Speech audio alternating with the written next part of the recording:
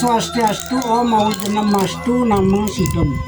Penonton YouTube dimanapun berada, salam sejahtera untuk kita semua. Semoga semua makhluk berbahagia. Puji syukur kepada Tuhan Yang Maha Esa dan pada leluhur yang sudah sunyata. Berkat anugerah ide, sekarang kami bisa membacakan lelintehan baba di debang manik angkaran yang sekarang jilid ke-8. Tujuannya ngajagang melestarikan sejarah leluhur lan bisama betara kawetan loka samasta sukino bawantu.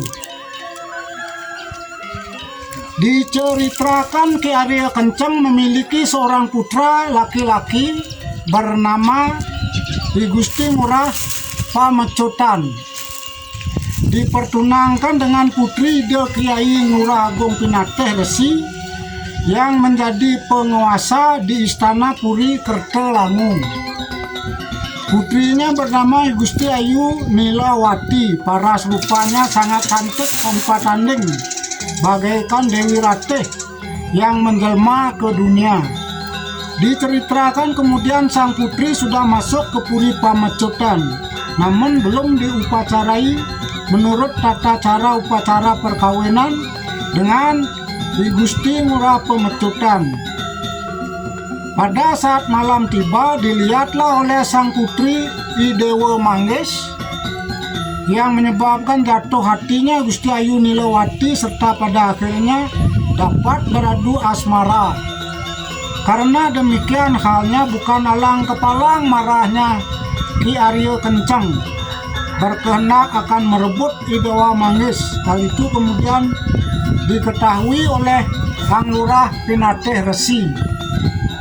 Bila saja I Dewa Manggis terkena bencana, tidak mustahil putrinya Sang Lurah Pinateh Resi juga akan meninggal. Saat itu kemudian Kiai Ngurah Agung Pinateh Resi memakai busana wanita, menyamar menyerupai selir, lalu masuk ke rumah yang didiami oleh I Dewa Manggis.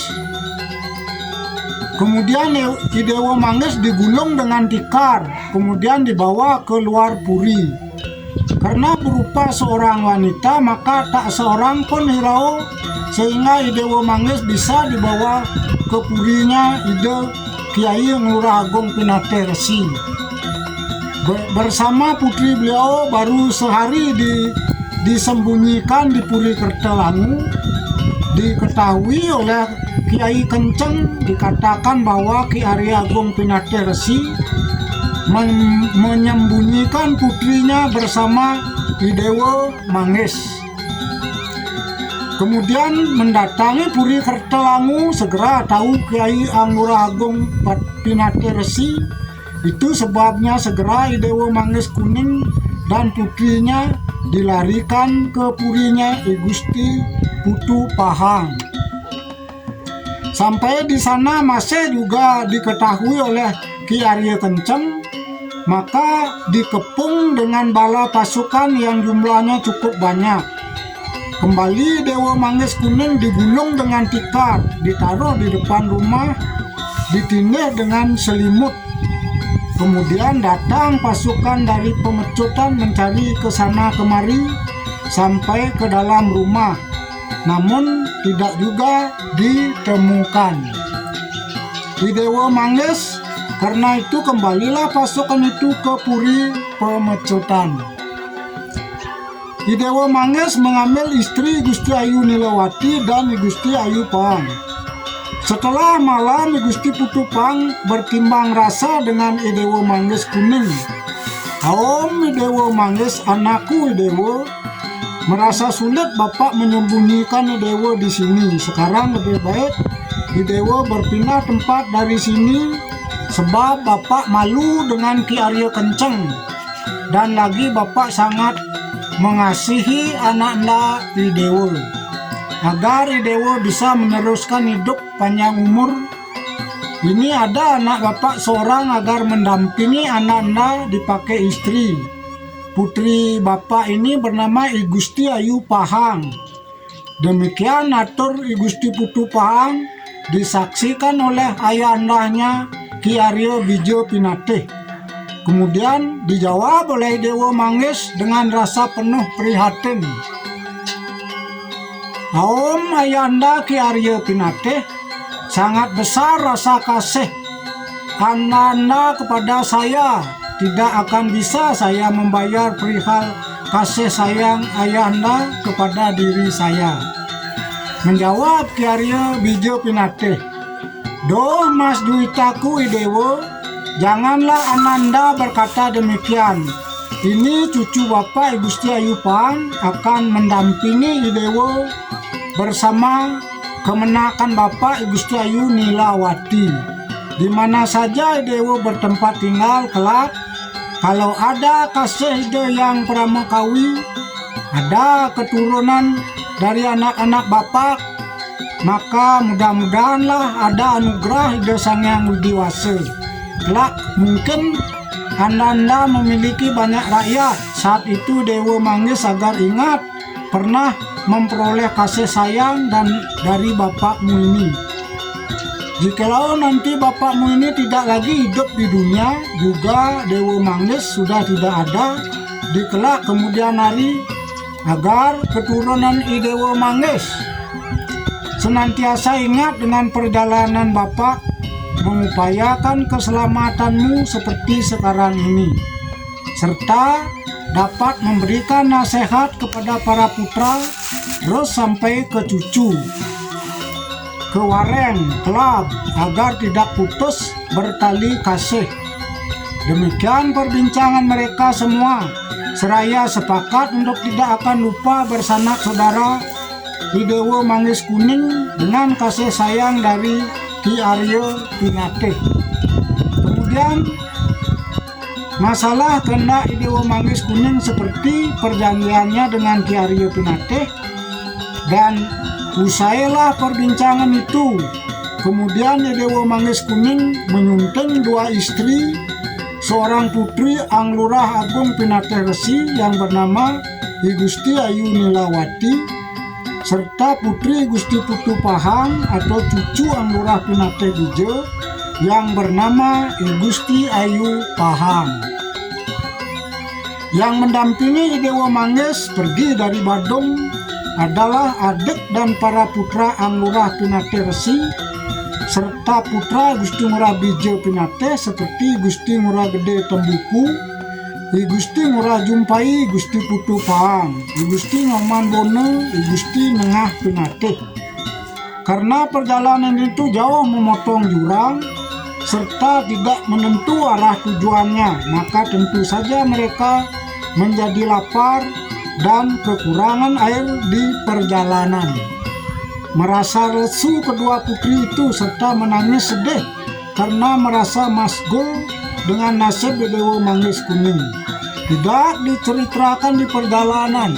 Akhirnya sampailah di hutan Bengkel, kelak di kemudian hari menjadi wilayah Gianyar. Di sana kemudian beristirahat serta bekerja membuat tempat tinggal yang kemudian kelak menjadi puri. Karena sudah pasti bertempat tinggal di sana, maka keluarga Ki Arya Pinatih memohon diri kepada I Dewa Manggis Kuning untuk kembali pulang ke Kertelangu. Di sana kemudian I Dewa Manggis menyampaikan isi hatinya. "Udo ayanda, kakak serta adik, tidak bisa dihitung lagi ulas asih Bapak kepada diri saya. Tidak bisa saya membalasnya. Kelak kemudian hari kalau ada anugerah dari Ide Sang Hyang Widi Wasa, terus kepada anak cucu buyut, agar tidak lupa pada hutang budi saya seperti sekarang. Sekarang silahkan Bapak kembali pulang ke Badung." Sebelum kembali pulang ke Badung, semua anggota keluarga Ki Arya Bang Pinatih memberi petua kepada kedua putrinya agar tetap setia bakti mendampingi Dewa Manggis Kuning, ikut sampai kelak kemudian hari, baik buruk agar bersama-sama. Mudah-mudahan di Dewa Manggis Kuning menemui kebahagiaan serta memiliki keturunan dan masih ingat dengan perihalnya seperti sekarang. Setelah memberikan petuah, kedua putrinya merasa senang mendengarkan apa yang dikatakan paman maupun kakak adik mereka. Kemudian berlima sanak saudara Ki Arya Bang Pinate itu memohon diri kepada I Dewa Manggis, lalu kembali pulang ke Kertalangu. Selesai dulu kisah perjalanan I Dewa Manggis Kuning. Wilayah Kertalangu tentram dan Kerta Raharja. Diceritakan kembali Kiai Anglurah Pinate Resi sudah berusia lanjut, kemudian berpulang ke swarga loka. Demikian juga ide Kiai Anglurah Made Bijo juga sudah meninggalkan dunia panah ini.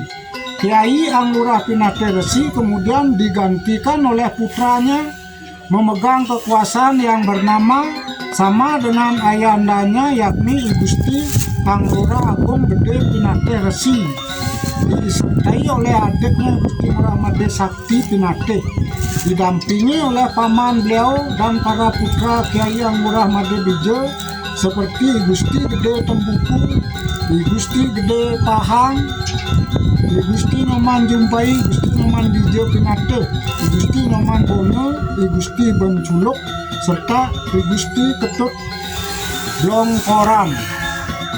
Banyak memang keturunan Ki Arya Pinate ketika beristana di Kertalangu, tidak bisa dihitung jumlahnya. Semasa pemerintahan beliau berdua tidak ada orang lain yang berani bertingkah. Semuanya bersemah sujud serta tentram wilayah itu semasa kekuasaan Gusti Ngurah Gede Pinate beserta Gusti Ngurah Made. Tidak ada manusia yang berani. Subur makmur kawasan itu jadinya serta sejuk keadaannya karena sang penguasa sangat ulas asih, suka memberi serta tiada pernah lupa mengaturkan sembah baktinya kepada Yang Maha Kuasa.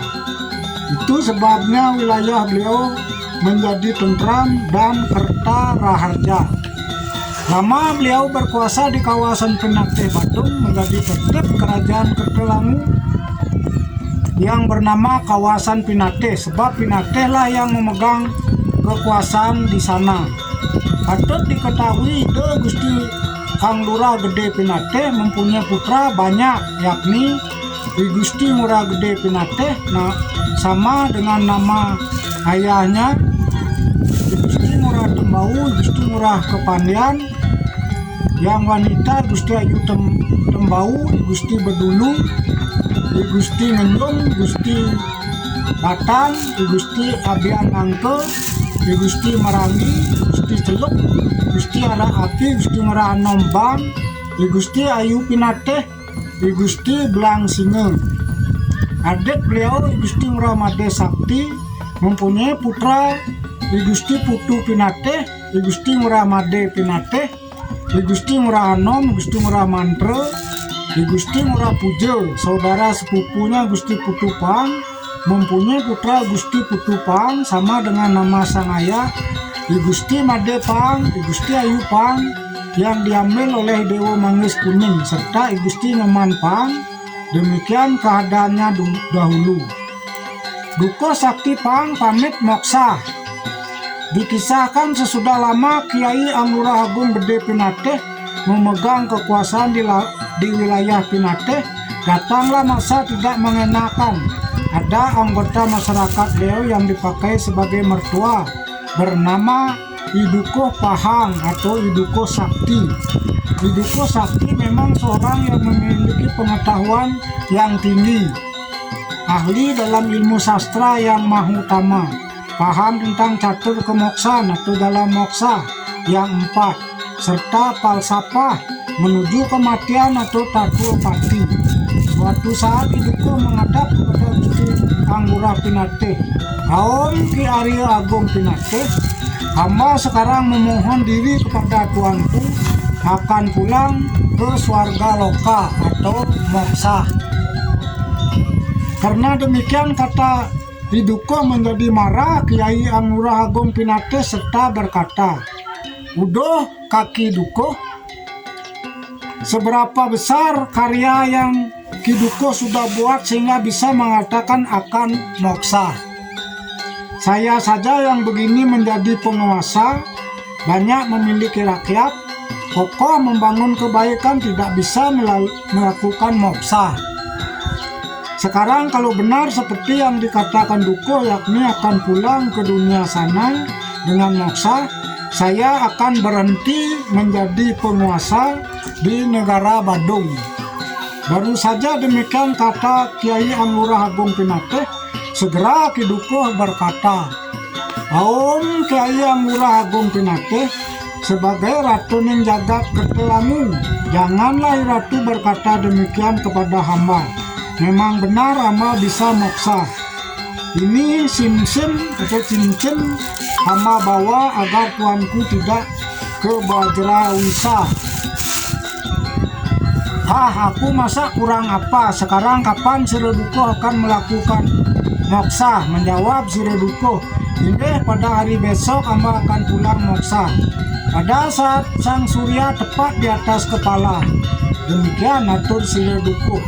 Karena sudah pasti janji Dukuh akan moksa, kemudian Kiai Anglurah Agung Pinateh memberitahukan kepada para bala dan menterinya semua agar mengawasi rumah Ki Dukuh, serta agar membawa tongkat kalau Sire Dukuh tidak bisa moksa. Diperintahkan oleh Kiai Anglurah Agung Pinateh memukul Sire Dukuh dengan tongkat itu. Dengan perintah ide Kiai Anglurah Agung Pinateh kepada rakyatnya semua. Pada pagi keesokan harinya semuanya bersiap-siap. Bala pasukan serta para menteri menuju tempat kediaman Sire Dukuh. Sesampainya di sana dilihat Sire Dukuh sedang menggelar yoga semadi. Menghadapi padupan, sesudah masak betul yoganya, kemudian Ki Dukuh menyampaikan sapa kutukan bagi Kiai Anglurah Agung Pinateh. Ini Kiai Anglurah Agung Pinateh, ratu ning wilayah Kertelangu. Jah ta semat, semoga Kiai Anglurah Pinateh dirusak oleh semut. Sesudah menyampaikan sapa kutukan itu, Ki Dukuh masuk ke pedupaan besar, lalu moksa utawi lepas, hilang, tidak kelihatan lagi Ki Dukuh. Memang benar Ki Dukuh moksa, tidak kembali lagi. Hingga hentikan dahulu sampai di sini. Sesudah itu merasa kagum, takjub rakyat Kiai Anglurah Agung Pinateh. Memang benar Ki Dukuh moksa. Kemudian disampaikannya kepada Kiai Anglurah Agung Pinateh perihalnya Sire Dukuh. Saat itu Kiai Anglurah Agung Pinateh berdiam diri, berpikir dalam hatinya, terlanjur mengeluarkan kata-kata yang tidak baik. Demikianlah saya bacakan Baba Dangyang Bang Manik Angkaran yang jilid ke-8. Untuk jilid selanjutnya akan dibacakan kemudian. Saya sinap untuk Pramo Santi. Om Santi Santi Santi Om.